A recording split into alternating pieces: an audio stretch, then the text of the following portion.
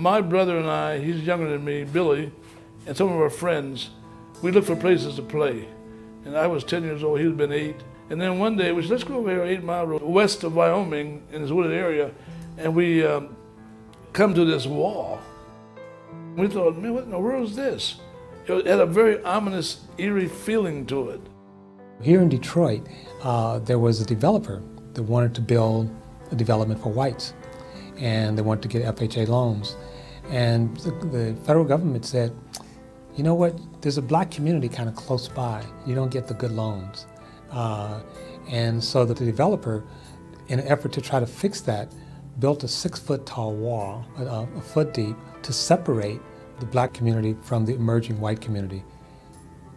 And then the federal government gave the loan. So on one side of the wall, you continue to have these rural, underfunded, poorly maintained homes with people who didn't have much resources, while on the other side of the wall you have people who are moving into freshly painted homes with driveways and streets and new sewers.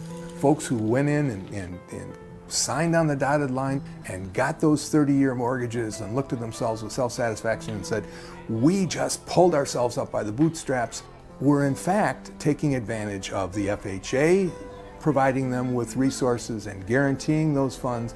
The whole faith and credit of the U.S. government was behind that. That makes a huge difference in a person's life, which side of that wall you end up on. But it's a symbolic wall, and it's an insultingly low wall in a certain way. The belief that that's all it took to separate the races and to maintain that separation. It is a very, very stark and ugly symbol of race discrimination, racial feelings, but also the dividing of resources within our communities. The wall exists in many other communities, and it exists not necessarily the way the Burwood Wall does, but in other communities the wall is a set of berms. There have been fences. There's often a railroad track. That's a common thing that we talk about. Which side of the tracks do you live on? I have seen Detroit go demographically from a city that, as a young man, we probably had about 20% African American to currently it is probably closer to 85%. It's been hard to watch, only because you felt that the change to a great extent resulted from people fleeing.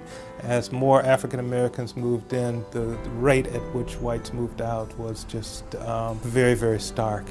And for the businesses to have followed the residents means that opportunities that were there in the 1950s, 60s, maybe even 70s, they don't exist anymore. And what has been left behind is a population that isn't just overwhelmingly black, but it's also overwhelmingly poor.